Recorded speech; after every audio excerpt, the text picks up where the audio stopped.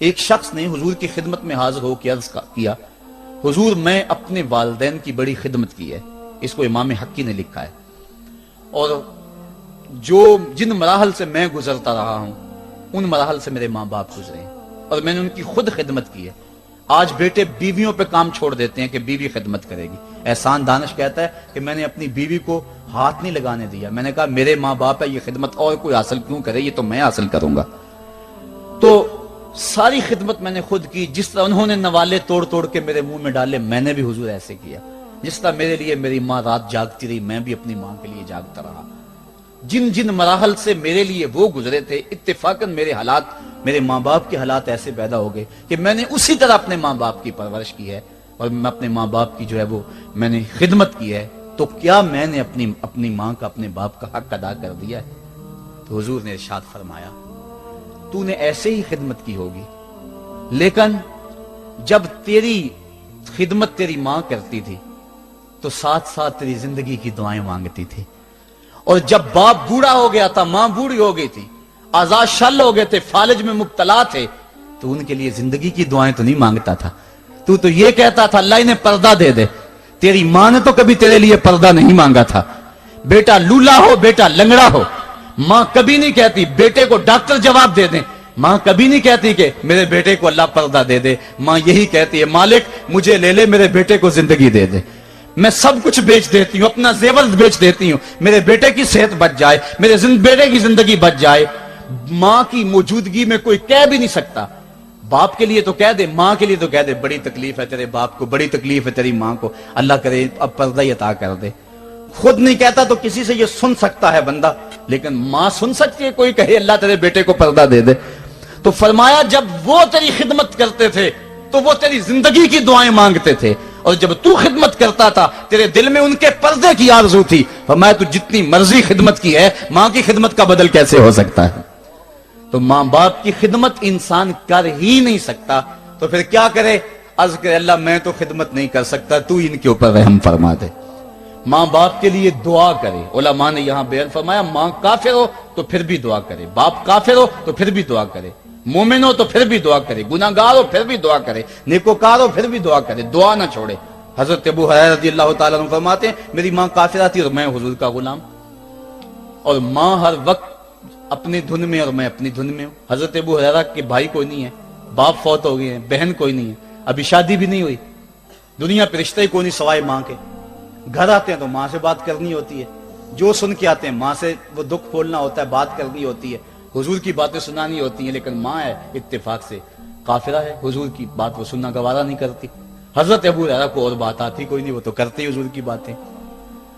ایک دن حضور کی بات چھیڑی، ماں کی زبان سے کوئی جملہ ایسا نکلا جو سخت تھا، گوارا نہ ہوا، چھوڑ دیا گھر کو. ماں تیری عظمت کو سلام، لیکن رسول اللہ کے مقابلے میں تیری کوئی شان نہیں ہے. گھر سے نکلے، لیکن نکلے تو پاؤں ڈگمگا رہے تھے کہ دنیا پہ ایک ہی رشتہ تھا وہ بھی جاتا رہا. چند قدم چلے تو دل میں خیال آیا سارے دکھوں کا جو مداوع کرتا ہے میں آقا کی بارگاہ میں یہ دکھڑا کیوں نہ بیان کر دوں. دریائے رحمت جوش میں تھا، وہ دلوں کی حالتیں بوجھ لینے والے آقا نے پوچھا ابو ہریرہ کیا ہے؟ عرض کی حضور میری ماں کی ہدایت کے لیے دعا کر دو. یہ کہا اور پھوٹ پھوٹ کے رونے لگے. حضور نے فوراً ہاتھ اٹھا دیے اور مسلم کے لفظ ہیں اللہ مہد ام ابی ہریرہ تا، اے اللہ ابو ہریرہ کی ماں کو ہدایت عطا کر دے. بس یہ بات سنی حضرت ابو ہریرہ کا چہرہ کھل اٹھا، اپنے گھر کو دوڑ لگا دی. کوئی رستے میں ملا، کہا ابو ہریرہ اتنی تیز تو تم کبھی نہیں دوڑتے تھے، آج کیا ہوا؟ اتنی تیز تیز کیوں دوڑ رہے ہو؟ کہا آج ہی تو دیکھنا چاہتا ہوں کہ گھر پہلے میں پہنچتا ہوں یا میرے آقا کی دعا پہلے پہنچتی ہے. حضرت ابو ہریرہ فرماتے ہیں جب میں گھر پہنچا تو دروازہ بند تھا. میں نے دستک دی، اندر سے آواز آئی بیٹا ٹھہرو میں آتی ہوں. کہا اس لہجے کو جان گیا، اس میں محمد کی بولی بول رہی ہے. کہا تھوڑی دیر کے بعد میری ماں آئی، تازہ غسل کی وجہ سے اس کے بالوں سے پانی کے قطرے ٹپک رہے تھے اور میری ماں زنجیر کھول رہی تھی، اس کے لبوں پہ شہادت کا کلمہ جاری تھا. تو والدین کے لیے مغفرت کی دعا کرتے رہیں، والدین کی بخشش کی دعا کرتے رہیں. والدین جب دنیا پہ ہوتے ہیں تو اللہ کی رحمت کا گھنا سایہ ہوتے ہیں، لیکن جب دنیا سے چلے جاتے ہیں ان کی قبر سے بھی فیض ملتا ہے اور سکون اور طمانینت ملتی ہے. والدین فوت ہو جائیں تو ان کے حق ختم نہیں ہو جاتے. بلکہ حدیث میں آتا ہے 4 حق ایسے ہیں والدین کے جو مرنے کے بعد بھی اولاد کے ذمہ باقی رہتے ہیں۔ الصلاۃ، ان کے اوپر نماز جنازہ پڑھی جائے۔ دوسرا حق الاستغفار لہم، ان کے لیے بخشش کی دعا کرتے رہی جائے، مسلسل دعا کی جائے بخشش کی ان کے لیے۔ اور ایک روایت میں نے پڑھا ہے اگر کوئی بندہ اس کے والدین حالت ناراضگی میں فوت ہو گئے، والدین ناراض تھے، موقع نہ مل سکا منانے کو اور والدین فوت ہو گئے، تو حدیث میں آتا ہے کہ وہ کثرت کے ساتھ، ایک تو اپنی خالہ کے ساتھ، ماں اگر فوت ہوئی ہے تو باپ ہوئی ہے تو باپ کے بھائیوں کے ساتھ اس نے سلوک کرے، باپ خوش ہوگا۔ دوسرا کثرت کے ساتھ اپنے والد کے لیے استغفار، والدہ کے لیے استغفار کرتا رہے۔ جب کثرت سے استغفار ہوتا رہے گا تو اس کے والدین راضی ہوں گے، اللہ اس کے گناہ کو معاف فرما دے گا۔ دوسرا حق والدین کا یہ ہے استغفار لہم، ان کے لیے بخشش کی دعا کی جائے، حدیث میں آتے ہیں۔ تیسرا حق بر الاصدقاء، ماں کی سہیلیوں، بہنوں اور رشتہ داروں کے ساتھ، اور باپ کے دوستوں، بھائیوں اور رشتہ داروں کے ساتھ اس نے سلوک کیا جائے۔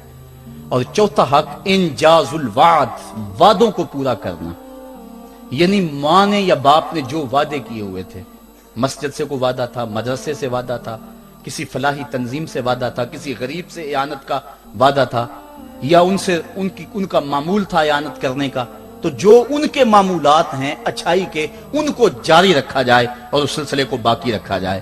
تو یہ 4 حق ایسے ہیں جو والدین کے مرنے کے بعد بھی اولاد کے ذمہ باقی رہتے ہیں۔ اللہ کے حبیب صلی اللہ علیہ وسلم کے والد اس وقت انتقال کر گئے تھے جب حضور شکم مادر میں تھے، والدہ اس وقت انتقال کر گئی جب عمر 6 سال تھی۔ ابوا کی ریت کے ٹیلے ہیں، مدینہ المنورہ سے واپسی ہے، حضرت آمنہ، حضرت ام ایمن اور حضور، 3 نفوس پہ مشتمل یہ قافلہ ہے، 2 اونٹ ہیں۔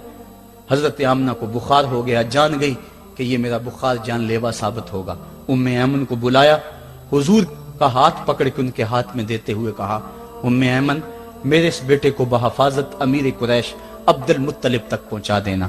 اور پھر اپنے بیٹے کو پاس بٹھایا، سر پہ ہاتھ رکھا، پیار کرنا چاہا اور کوئی باتیں کرنا چاہیں، لیکن ضبط کے سارے پیمانے ٹوٹ گئے، آنکھوں سے آنسو نکلنے لگے۔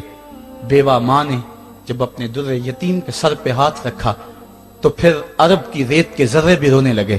سیدہ آمنہ نے روتے ہوئے چند جملے کہے جو ابن حشام نے محفوظ کیے، کہا بیٹا ہر نئی چیز نے پرانی ہو جانا ہے اور ہر باقی نے فنا ہو جانا ہے، میں بھی جا رہی ہوں، وہ ذکری باق، لیکن میرا ذکر نہیں مٹے گا، وہ ولد تو تہرا، اس لیے کہ تیرے جیسا پاکیزہ بیٹا چھوڑ کے جا رہی۔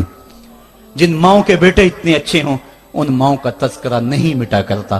یہ جملے کہے اس کے بعد حضرت آمنہ نے آنکھیں بند کر لیں۔ حضور علیہ الصلوۃ والسلام اپنی ماں کے جسد پہ پھوٹ پھوٹ کے روئے، ریت کے ٹیلے میں ماں کی تدفین کی، اوپر مٹی انڈھیل دی، آنسوں کا چھڑکاؤ کیا۔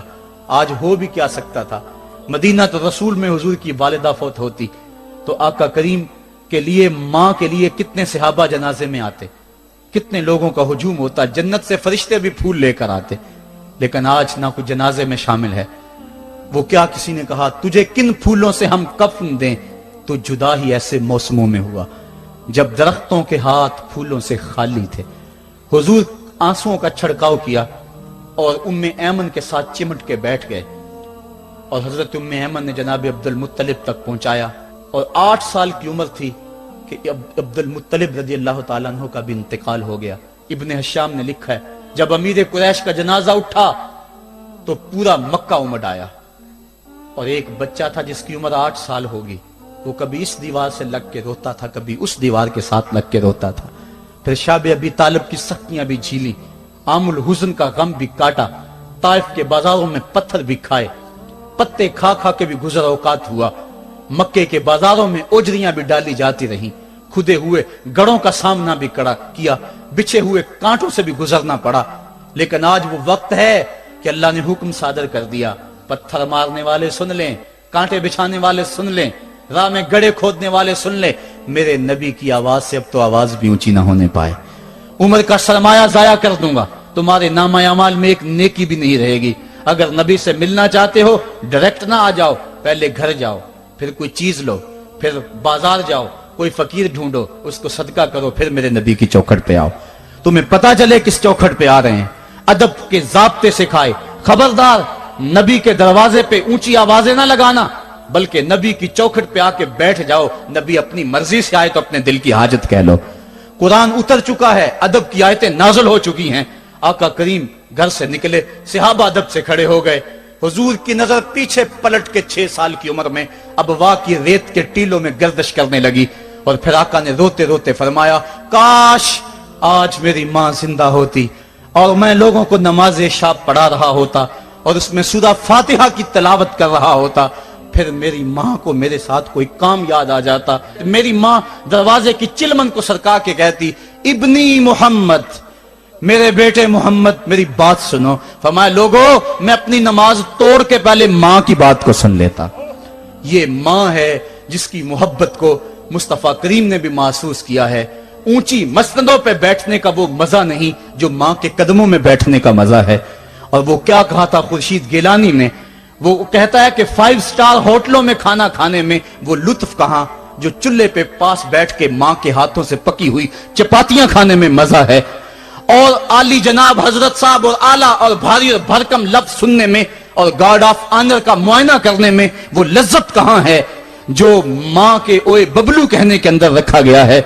माँ जब बोलती है तो उसके लहजे में जिब्रील बोलता है। माँ जब मुस्करा के देख लेती है तो लगता है जन्नत की सारी कलियां खिल उठी हैं। एक शख्स ने सेने हरम में अपनी माँ को अपने कंधों पे सवार करा के तवाफ करवाया और फिर हुजूर की खिदमत के पास में हाजिर हुआ। अर्ज की, हुजूर मैंने क्या अपनी माँ का हक अदा कर दिया है? कहा, तू तो उसकी एक मुस्कुराहट का बदल नहीं दे सका। माँ के बेअदब हाथ जोड़ के माँ से माफी मांग ले, बाप के गुस्ताख हाथ जोड़ के बाप से माफी मांग ले। ये सरमाया जिंदगी में नहीं मिलेगा। अमूमन कदर नेमत ज़वाले नेमत के बाद होती है। आओ माँ बाप की कदर को पहचानें और अल्लाह की रहमतों को लूटें। अल्लामा इकबाल की जब वालदा फौत हुई तो वो फूट फूट के रोए। जवान होने के बावजूद उनकी आंखों से आंसू नहीं थमते थे और फिर रोते रोते कहते थे, वतन में होगा अब किसको मेरा इंतजार, कौन मेरा खत न आने से रहेगा बेकरार। आरज़ू लेके तेरी खाक के तुरबत पे आऊंगा, अब दुआए नीम शब में किसको मैं याद आऊंगा। कौन पिछले पहर उठ के दुआ करेगा, माँ ही दुआ करती है। माँ के जब हाथ उठ जाते हैं तो इजाबत के सारे दरवाजे खुल जाते हैं। माँ जब बोलती है और दुआ के लिए हाथ उठा देती है, अल्लाह रहमत के सारे दरवाजे खोल देता है और करीब आके माँ की फरियाद को सुनता है।